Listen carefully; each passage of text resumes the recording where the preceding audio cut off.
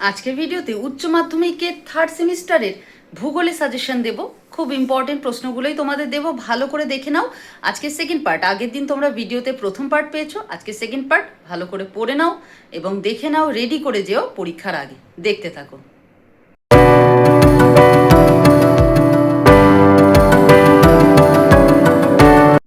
প্রথম পার্টে প্রাকৃতিক ভূগোলের 5টি অধ্যায় হয়ে গেছে, এবার মানবীয় ভূগোল শুরু হচ্ছে। এখানকার প্রথম অধ্যায় যেটা রয়েছে মানবীয় ভূগোলের প্রথম অধ্যায়ে রয়েছে জনসংখ্যা। পৃথিবীর দ্রুত জনসংখ্যা বৃদ্ধির পূর্বাভাস দেওয়াকে বলে জনসংখ্যা অভিক্ষেপ। প্রদত্ত কোন ভেনচিত্রটি স্বাভাবিক জনসংখ্যা বৃদ্ধির প্রকারভেদকে সঠিকভাবে প্রদর্শন করে? জনসংখ্যা বৃদ্ধিতে কি কি আছে? ধনাত্মক, ঋণাত্মক আর শূন্য জনসংখ্যা বৃদ্ধি, এর মধ্যে এটা হবে। অর্থাৎ প্রত্যেকটি জনসংখ্যা বৃদ্ধি, তার মধ্যে ওই তিনটি রয়েছে। যে সকল দেশে জন্মহার খুব বেশি কিন্তু শিশু মৃত্যু হার ক্রমশ কমছে, এটা তা হলো দ্বিতীয় শ্রেণীর পিরামিড। এই শ্রেণীর পিরামিডে অবস্থিত দেশগুলি হলো ভারত, ব্রাজিল, শ্রীলঙ্কা। এই অপশান থেকে এটা ঠিক আছে। জনসংখ্যার ভিত্তিতে এশিয়া মহাদেশের প্রথম 3টি দেশ সঠিক ক্রম অনুযায়ী সাজিয়ে বিকল্পটি নির্বাচন করো। জনসংখ্যা কোথায় কত বেশি? 2, 3, 1, অর্থাৎ 2 নম্বরে ভারতের সব থেকে বেশি, তারপরে চীনে, তারপরে ইন্দোনেশিয়া। এই অপশানটি ঠিক। ক্রুড ডেথ রেট, সিডিআর বলতে কি বোঝায়, মানে সূত্রটি কি? D/P × 1000। প্রদত্ত চিত্রে এ স্থানটির জনসংখ্যার যে বিষয়টিকে নির্দেশ করে তা হলো এই এ স্থানে জনসংখ্যা কেমন? কাম্য জনসংখ্যা। ভারতের পরিযান সর্বাধিক ঘটে গ্রাম থেকে শহরে। নিচে শব্দ বা শব্দগুলি বিবেচনা করো এবং ভারতে পুরুষ অভিবাসনের কারণ বেছে নাও। কাজ ও কর্মসংস্থান।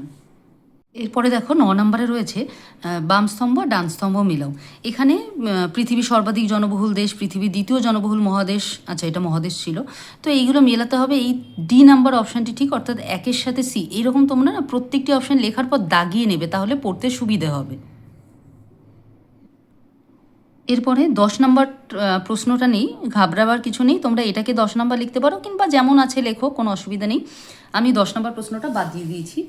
11তে রয়েছে বিবৃতি আর কারণ। গ্রাম থেকে শহরের আকার বৃদ্ধি হয় শহরে পরিব্রাজনে। শহরগুলি উন্নত কর্মসংস্থান, সুযোগ ও শিক্ষা ও চিকিৎসা। শহরগুলির উন্নত, এইগুলো সব রয়েছে উন্নত। তাহলে কি বলছে? এ এবং আর উভয়ই সঠিক এবং আর এর সঠিক ব্যাখ্যা। এরপরে জনসংখ্যা ঘনত্বের সূত্র হলো জনসংখ্যা ডিভাইডেড বাই এলাকা, মানে এরিয়া, কত অঞ্চলে প্রতি বর্গ কিলোমিটার অঞ্চলে কতজন মানুষ বাস করে, সেটাই হলো কোনো স্থানে জনঘনত্ব। বলে দিলাম আর কি কাকে বলে। নিম্নলিখিত বিষয়গুলির মধ্যে গাঙ্গেয় সমভূমির সর্বাধিক ঘনবসতিপূর্ণ অঞ্চল হিসেবে পরিণত হওয়ার কোনটি সঠিক কারণ নয়?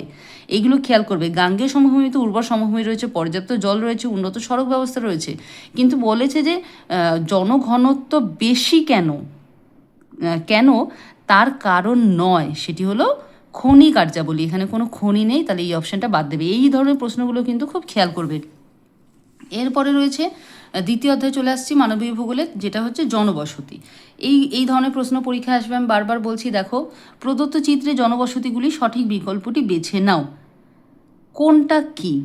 1-এরটা কি বসতি, 2-এরটা কি বসতি? তাহলে 1-এরটা পিণ্ডাকৃতি বসতি, 2-এরটা নক্ষত্রাকৃতি বসতি, 3-এরটা বিচ্ছিন্ন আর 4-এরটা রৈখিক। তাহলে এখানে অনেক অপশান ছিল, সেই অনুযায়ী তোমাকে বেছে নিতে হবে যে কোনটা কি। আগে এগুলোকে আইডেন্টিফাই করবে, তারপরে দেখবে যে পয়েন্টে অপশানের মধ্যে কোনটা ঠিক হচ্ছে।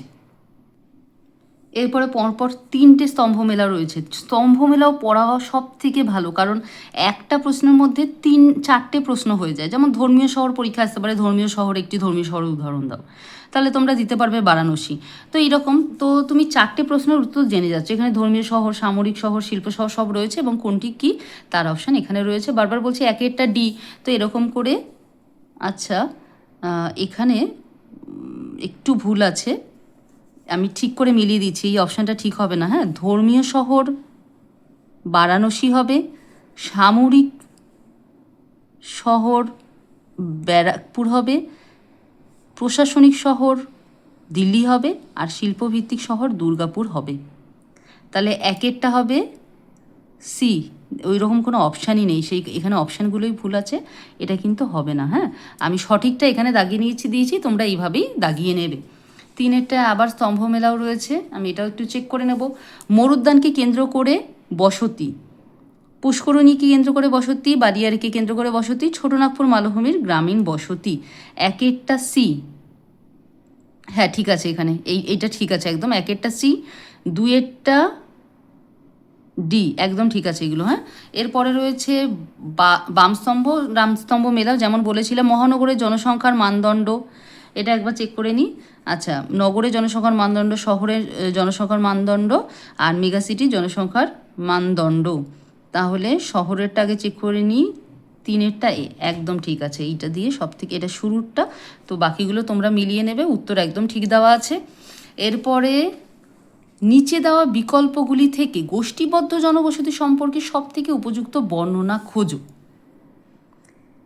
বিবৃতি 1, একে অপরের কাছাকাছি প্রচুর সংখ্যক বাড়ি তৈরি করা।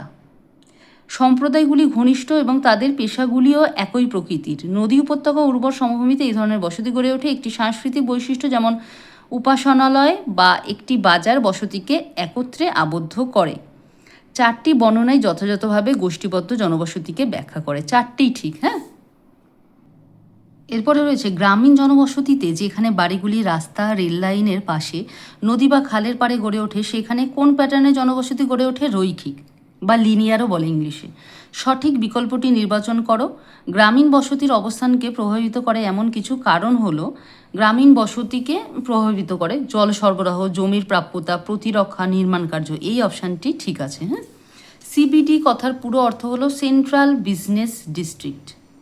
এখানে মানবিক ভূগোল শেষ হলো। এবার ভারতের ভূগোল, তার প্রথম অধ্যায়ে ভারতের জনসংখ্যা। বিবৃতি কি রয়েছে? কেন্দ্রশাসিত অঞ্চলগুলির মধ্যে দিল্লি সর্বাধিক জনঘনত্বপূর্ণ, কারণ দিল্লি রাজধানী শহর ও প্রধান প্রশাসনিক শহর। এ ও আর দুটোই ঠিক, এবং আর এ এর সঠিক ব্যাখ্যা। 2001 সালের জনগণনা অনুযায়ী ভারতের গড় জনঘনত্ব ছিল 324 জন প্রতি বর্গ কিলোমিটারে। এরপরে 2011 সালের জনগণনা অনুযায়ী পশ্চিমবঙ্গের জনঘনত্ব কত? 1028 জন। জনঘনত্ব বা জনগণনা সম্পর্কিত সমস্ত ডেটাগুলো অনেক পুরনো, 2011 সালে, সেই কারণে উল্লেখ থাকবে কিনা সেগুলো তোমরা পরীক্ষায় দেখে নেবে। নতুন জনগণনা হচ্ছে তোমরা জানো এখন 2026-এ, তো এই ডেটাগুলো অনেক পুরনো। যদি সামনের বছর, এই বছর আর না, সামনের বছর অর্থাৎ 2027-28-এ কিন্তু জনঘনত্ব জনসংখ্যা থেকে প্রচুর প্রশ্ন পরীক্ষায় আসবে, যেহেতু নতুন জনগণনা হচ্ছে। এবার এখানে রয়েছে আবার স্তম্ভ মেলাও। সর্বাধিক লিঙ্গ অনুপাতযুক্ত রাজ্য, সর্বাধিক লিঙ্গ অনুপাতযুক্ত কেন্দ্রশাসিত অঞ্চল, সর্বনিম্ন লিঙ্গ অনুপাতযুক্ত রাজ্য, সর্বনিম্ন লিঙ্গ অনুপাতযুক্ত কেন্দ্রশাসিত অঞ্চল। আচ্ছা, সর্বাধিক লিঙ্গ অনুপাতযুক্ত রাজ্য কেরল হবে, ডি, একেরটা ডি, একদম ঠিক আছে অপশান, একেরটা ডি। বাকিগুলো দেখে নিও, 2-এরটা এ, 3-এরটা বি, 4-এরটা সি। প্রদত্ত কোন পিরামিডটি ভারতের বয়সলিঙ্গ ভিত্তিক পিরামিডকে নির্দেশ করে? এটা। ভারতের বয়সলিঙ্গ অনুপাত নির্ণয়ের সূত্রটি কি? মোট নারী সংখ্যা ডিভাইডেড বাই মোট পুরুষ সংখ্যা ইন্টু 1000। এরপরে 7 নম্বরে আবার স্তম্ভ মেলা রয়েছে। ভারতের সর্বাধিক জনঘনত্বযুক্ত রাজ্য,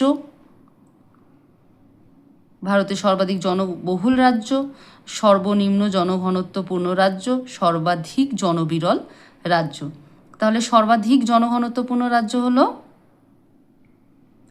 বিহার, সর্বাধিক জনবহুল রাজ্য হলো উত্তরপ্রদেশ, সর্বনিম্ন জনঘনত্বপূর্ণ রাজ্য হলো অরুণাচল প্রদেশ, আর সর্বাধিক জনবিরল রাজ্য হলো সিকিম। এটা খেয়াল করবে, জনঘনত্ব বলেছে নাকি নর্মাল জনসংখ্যা বলেছে, এটা খেয়াল করবে।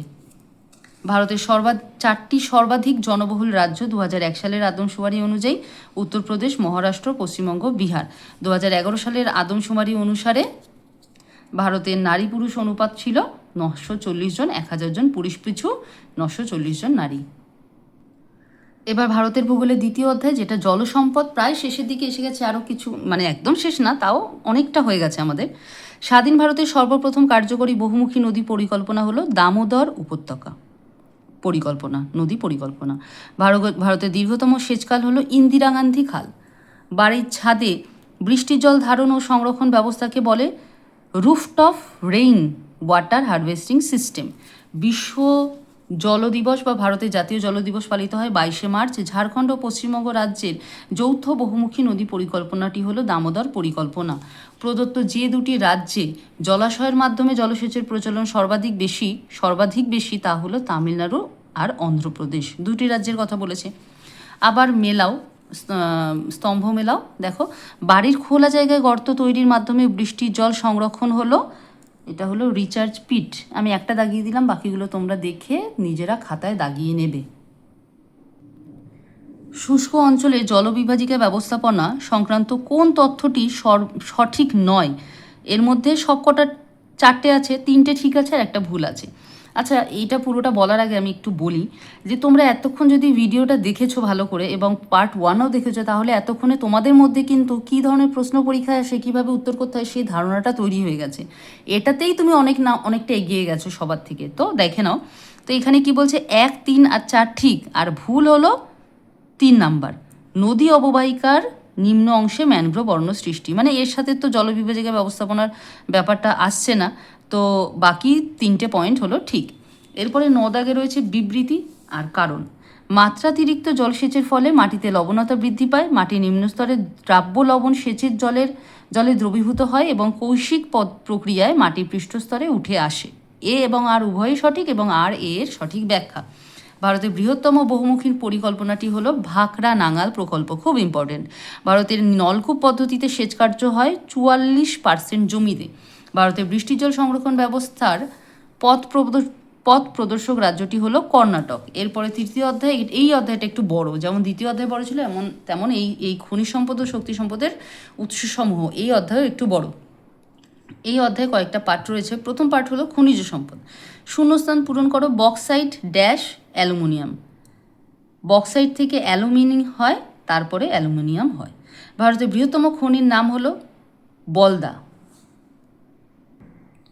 নিম্নলিখিত বিবৃতিগুলি থেকে সত্য মিথ্যা নির্বাচন করো। আচ্ছা, এগুলো আর আমি পড়ছি না। প্রথমেরটা ভুল ফলস আছে, 2এরটা ফলস আছে, 3এরটাও ফলস আছে, 3টেই ফলস, মিথ্যে আছে। ভারতের বৃহত্তম তামার খনি হলো খেতড়ি। অভ্র একটি ড্যাশ পদার্থ, বিদ্যুৎ অপরিবাহী পদার্থ। দেখো, অনেক ধরনের পদার্থই আছে, তবে এখানে যে অপশানগুলো তার মধ্যে থেকে বিদ্যুৎ অপরিবাহী পদার্থ। একটি উল্লেখযোগ্য লৌহ সংকর ধাতু হলো ম্যাঙ্গানিজ। সর্বোৎকৃষ্ট অভ্র আকরের নাম হলো মাস্কোভাইট। ভারতের ইস্পাত কেন্দ্রগুলিকে পূর্ব থেকে পশ্চিমে ক্রমানুসারে সাজালে হয়। দেখো কী ধরনের প্রশ্ন আসতে পারে। লৌহ ইস্পাত কেন্দ্রগুলোকে দেখো, খেয়াল করো, আবার ইস্পাত বলেছে বলে অন্য ভেবো না, এটা হচ্ছে লৌহ ইস্পাত। হ্যাঁ, পূর্ব থেকে পশ্চিমে, ম্যাপটা মনে রাখতে হবে। দুর্গাপুর, জামশেদপুর, রৌরকেল্লা, ভিলাই, এই ধরনের প্রশ্নগুলো কিন্তু খুবই মানে অনেকটা পড়লে, অনেকটা জানলে তবেই এর উত্তর কিন্তু দেওয়া যায়। এরপরে রয়েছে আবার স্তম্ভ মেলাও। Magnetite, hematite, limonite, siderite. এইখানে দেখো একদম সোজা আছে। এটা ম্যাগনেটাইট এমন না যে ওলট পালট করে দিয়েছে, সব থেকে উন্নত মানের লোহা, সেই কারণে লোহায় ম্যাগনেটাইটে সব থেকে বেশি থাকবে। তারপরে হেমাটাইটে একটুখানি কম, কোথায় আছে 60 থাকবে। তাহলে অপশান কী হবে? ফার্স্টে ডি, তারপরে এটা আমি বলে দিচ্ছি একটু, ডি, এ, বি, সি, এইরকমভাবে অপশানগুলো মিলবে, তোমরা দাগিয়ে নিও। চ্যালকোপাইরাইট থেকে কোন ধাতু নিষ্কাশিত হয়? তামা। একটি অধাতব খনিজের উদাহরণ হলো অভ্র উৎপাদনের জন্য বিখ্যাত কোডারমা। এরপরে এই অধ্যায়েরই আরেকটা পার্ট রয়েছে, চিরাচরিত শক্তি সম্পদের উৎসসমূহ। ভারতের টারশিয়ারি যুগের কয়লা পাওয়া যায় কোথায় কোথায়? 1, 2 ঠিক, আর 3, 4 ভুল। তার মানে পশ্চিমবঙ্গের দার্জিলিং আর গুজরাটের সুরাটে পাওয়া যায়। আর ভুল পাওয়া যায় না কোথায়? মধ্যপ্রদেশের উমরিয়ায় পাওয়া যায় না, আর সিকিমের রিঙ্গিতে পাওয়া যায় না। এই দুটো ভুল আছে। ভারতের প্রাকৃতিক গ্যাস উত্তোলক অঞ্চল হলো 2 আর 3 ঠিক, আর 1 আর 4 ভুল। দেখো কত ধরনের ঘুরিয়ে ফিরিয়ে প্রশ্ন আসতে পারে। তার মানে প্রাকৃতিক গ্যাস উত্তোলক অঞ্চল হলো 2, 3। দেখি, 2 আসামের হুগলিজান আর অন্ধ্রপ্রদেশের গোদাবরী বেসিন, এই দুটোতে পাওয়া যায়। আর পাওয়া যায় না কোথায়? তাহলে উত্তোলন হয় না, অসমের মোরানে হয় না, আর গুজরাটের আঙ্কেলেশ্বরে হয় না। খনিজ তেলের উপজাত দ্রব্যগুলি হলো অ্যাসফল্ট বা পিচ, আলকাত্রা, ভেসলিন, স্যাকারিন। এটাও কেমন ঘুরিয়ে প্রশ্ন দেখো, মানে তোমাদের যে জিনিসগুলো মুখস্থ রাখতে হবে কত ডিটেলসে সেটা বোঝো। খনিজ তেলের উপজাত দ্রব্যগুলি হলো 1 আর 3 ঠিক, মানে অ্যাসফল্ট আর ভেসলিন ঠিক, আর আলকাত্রা আর স্যাকারিন ভুল। ভুল জোড়াটি নির্বাচন করো, কোন জোড়াটি ঠিক নয়। তামিলনাড়ুর প্রথম তৈল উত্তোলন খনি হলো ভুবনগিরি। ভারতের বৃহত্তম তেল উত্তোলন অঞ্চল বম্বে হাই। ভারতের বৃহত্তম তৈল শোধনাগার কয়ালি। বাকিগুলো ঠিক আছে। ভারতের প্রাচীনতম তৈলখনি ডিগবয়। এই তিনটেই ঠিক আছে, কিন্তু এটা ভুল আছে। তোমরা হয়তো কি করবে, এই একটি অপশানই লিখবে উত্তরের খাতার মধ্যে কিংবা পড়বে, আর বাকি তিনটে খেয়াল করবে না, কিন্তু বাকি তিনটেও খেয়াল করতে হবে, কারণ বাকি তিনটেই কিন্তু আসল। পরীক্ষা আসতেই পারে তামিলনাড়ুর প্রথম তৈল উত্তোলক খনি কি, ভারতের বৃহত্তম তেল উৎপাদক অঞ্চল কি, এই তিনটে কিন্তু ঠিক, আর যেই উত্তরটা আছে এটাই কিন্তু ভুল আসলে। কয়লার উপজাত দ্রব্য কোনটি, এগুলোর মধ্যে থেকে আলকাত্রা। ভারতের বৃহত্তম কয়লা খনি হলো ঝরিয়া। আচ্ছা, এই প্রশ্নগুলোর ক্ষেত্রে একটা বলি, কয়লার উপজাত দ্রব্য কোনটি, দেখো এতগুলো দিয়ে দিয়েছে, তুমি তো মুখস্থ যদি ভালো করে না থাকো পরীক্ষার সময় গুলিয়ে যায় যে কোনটা, সব কটাই মনে হয়, তাই মুখস্থটা সঠিকটা ভালো করে করতে হবে, তাহলে অপশান দিলেও কিন্তু গোলাবে না। ভারতের সর্বপ্রথম পারমাণবিক কেন্দ্র হলো তারাপুর। আবার স্তম্ভ মেলাও রয়েছে, কয়েকটি জায়গার নাম রয়েছে, এই কোরবা, ডিগবয়, মুম্বাই হাই বা বোম্বে হাই, যদুগোড়া। তো এইগুলো কোনটা কী খনি মেলানো আছে দেখে নেবে।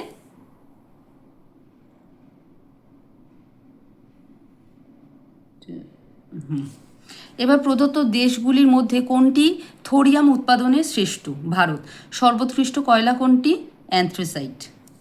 এরমভাবে মুখস্থ রাখতে হবে, অ্যান্থ্রাসাইট, বিটুমিনাস, লিগনাইট, পিট। তাহলে অ্যান্থ্রাসাইট যেহেতু প্রথমে সব থেকে উন্নত মানের কয়লা এবং তাতে কার্বনের পরিমাণ সব থেকে বেশি।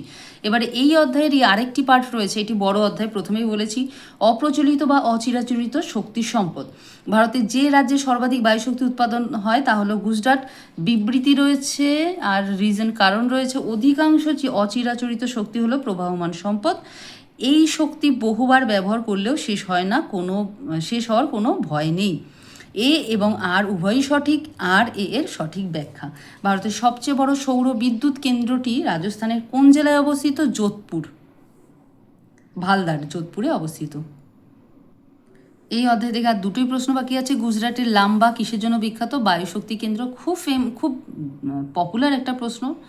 ভারতের ওটেক কেন্দ্র কোথায় আছে, লাক্ষাদ্বীপের কাভারাত্তি দ্বীপে। এরপরে 4 নম্বর অধ্যায় কৃষিকাজ, আর 3টে অধ্যায় আছে এটা নিয়ে, খুব ছোট ছোট অধ্যায়, এক্ষুনি শেষ হয়ে যাবে। ভারতের সর্বাধিক ও সর্বনিম্ন শস্য প্রগরতা রাজ্য দুটি, যথাক্রমে পাঞ্জাব আর মণিপুর, অর্থাৎ পাঞ্জাবের সব থেকে বেশি, মণিপুরের সব থেকে কম। ভুল জোড়াটি নির্বাচন করো, রবি শস্য তরমুজ। এখানে বাকি ঠিকই আছে, খারিফ শস্য পাট, রবি শস্য গম, জায়িদ শস্য শশা, কিন্তু রবি শস্য তরমুজ নয়। আচ্ছা, তরমুজ কিন্তু জায়িদ ফল, হ্যাঁ, জায়িদ শস্য। ভারতীয় কৃষি গবেষণা কেন্দ্র কোথায় অবস্থিত, ভারতীয় কৃষি গবেষণা কেন্দ্র কোথায় অবস্থিত, নিউ দিল্লিতে। ভারতের পশ্চিম দিক থেকে পূর্ব দিকে ক্রমশ অগ্রসর হলে ক্রমানুযায়ী আমরা কিভাবে পাট, কার্পাস, আখ চায়ের চাষ দেখতে পারবো, মানে প্রথমে কোনটা দেখতে পারবো আস্তে আস্তে, ভারতের পশ্চিম থেকে পূর্ব দিকে যদি আমরা যাই। কি ধরনের প্রশ্ন দেখো, এগুলো এত কনসেপচুয়াল, মানে তোমাকে শুধু কার্পাস কোথায় উৎপাদন হয়, আখ, পাট সব উৎপাদন ভারতের ম্যাপ সহ জানতে হবে, তবে কিন্তু তুমি এরকম প্রশ্নের উত্তর দিতে পারো। প্রথমে কার্পাস একদম পশ্চিমে হয়, মহারাষ্ট্র, গুজরাট। আখ হয় তারপরে উত্তরপ্রদেশে, তারপরে পাট হয় পশ্চিমবঙ্গে, তারপরে চা হয় আসামে। তাহলে পশ্চিম থেকে পূর্ব দিকে গেলে একদম। ভারতের কোন রাজ্য চা উৎপাদনে প্রথম স্থান অধিকার করে, অসম। দার্জিলিং বা পশ্চিমবঙ্গ কিন্তু ভাববে না, অসমের সব থেকে বেশি। আচ্ছা, এরপরে তোমাদের স্তম্ভ মেলা রয়েছে, বিভিন্ন গবেষণা কেন্দ্রগুলো রয়েছে এবং সেগুলো কোথায় অবস্থিত। বি অপশান ঠিক আছে, এখানে আমি স্তম্ভতে মিলিয়েও দিয়েছি, দেখে নেবে। এরপরে শস্য প্রগরতা বা কৃষি প্রগরতা নির্ণয় সূত্রটি হলো GCA/NCA × 100। কৃষিকাজের শেষ প্রশ্ন, একজন কৃষক একটি প্রদত্ত কৃষি বছরে একই জমিতে যে পরিমাণ ফসল ফলায় তাকে বলা হয় শস্য প্রগরতা। এরপরে 5 নম্বর অধ্যায় পরিবহন ও যোগাযোগ। ভারতের জীবনরেখা বলা হয় রেলপথকে। ভারতের গভীরতম পোতাশ্রয়যুক্ত বন্দর কোনটি, আচ্ছা এটা হলো বিশাখাপত্তনম। হ্যাঁ,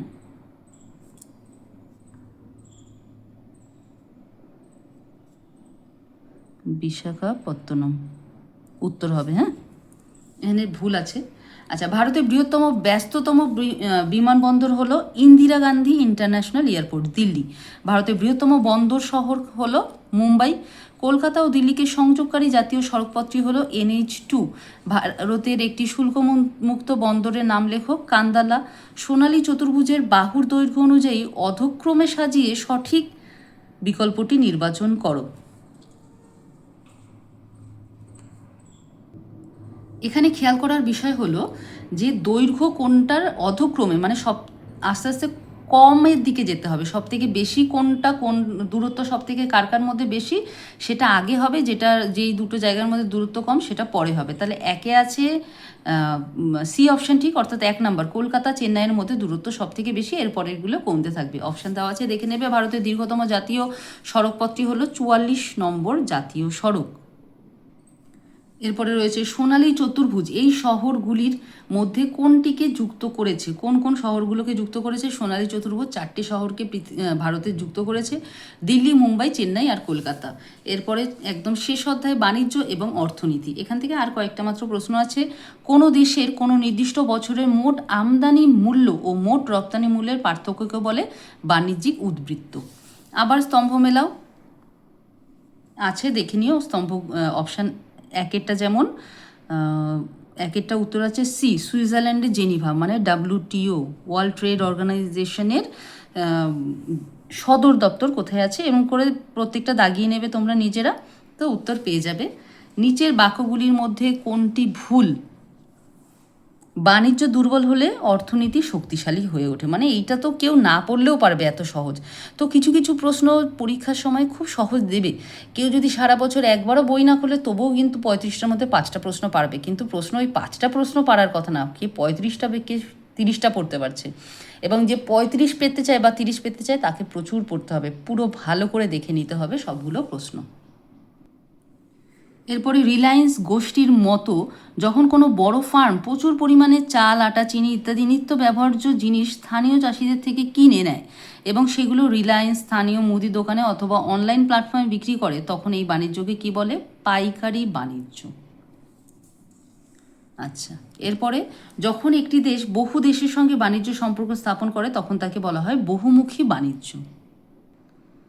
তাহলে কি হলো বিষয়টি? মানবীয় ভূগোল এবং ভারতের ভূগোলের যে অধ্যায়গুলো ছিল সব আজকে সেখান থেকে সাজেশন দিয়ে দিলাম। আমি বারবার বলবো, এগুলো শুধু ভালো করে মুখস্থ করলেই যে তোমাদের হবে সেটা নয়, ভালো করে তো মুখস্থ করবেই, তার সাথে কি তোমরা জানতে পারবে এই প্রশ্নগুলো পড়লে। দেখো, পরীক্ষার সময় ডাইরেক্ট প্রশ্ন তো আসবে না, একটা দুটো আসবে, এইরকম প্রশ্ন রয়েছে, এইরকম ডাইরেক্ট উত্তর, কিন্তু এই ধরনের প্রশ্নগুলো অনেক বেশি আসবে। ভেন ডায়াগ্রাম আসবে, সত্য মিথ্যা গুছিয়ে লিখতে হবে, স্তম্ভ মেলাও আসবে, এই ধরনের চিত্র দিয়ে প্রশ্ন আসবে, অনেক ধরনের ঘুরিয়ে ফিরিয়ে প্রশ্ন আসবে। সেইগুলো যাতে তাতে তোমাদের কনসেপ্ট ক্লিয়ার হয়ে যায়, তাই সেটা আমি এই সাজেশন দেওয়ার ক্ষেত্রে লক্ষ্য রেখেছি, এটা মাথায় রেখেছি। কি হয়েছে এই সাজেশনে তোমাদের কি উপকার হবে? প্রথমত, তোমরা প্রত্যেকটি অধ্যায়ে সব থেকে ইম্পর্টেন্ট প্রশ্নগুলো পেলে, তাছাড়া প্রশ্ন পরীক্ষায় কীভাবে আসে, কীভাবে উত্তর করতে হয় সেইটাও কিন্তু তোমাদের ধারণা তৈরি হবে। আশা করি তোমাদের সাজেশনটা থেকে অনেক উপকার হবে। সাজেশন কেমন লাগলো তোমাদের জানিও, কোনো প্রশ্ন থাকলে অবশ্যই আমাকে জানিও। তাহলে আজকের জন্য এখানেই শেষ করছি, খুব তাড়াতাড়ি তোমাদের প্রয়োজনীয় আরও অনেক ভিডিও নিয়ে আসতে চলেছি।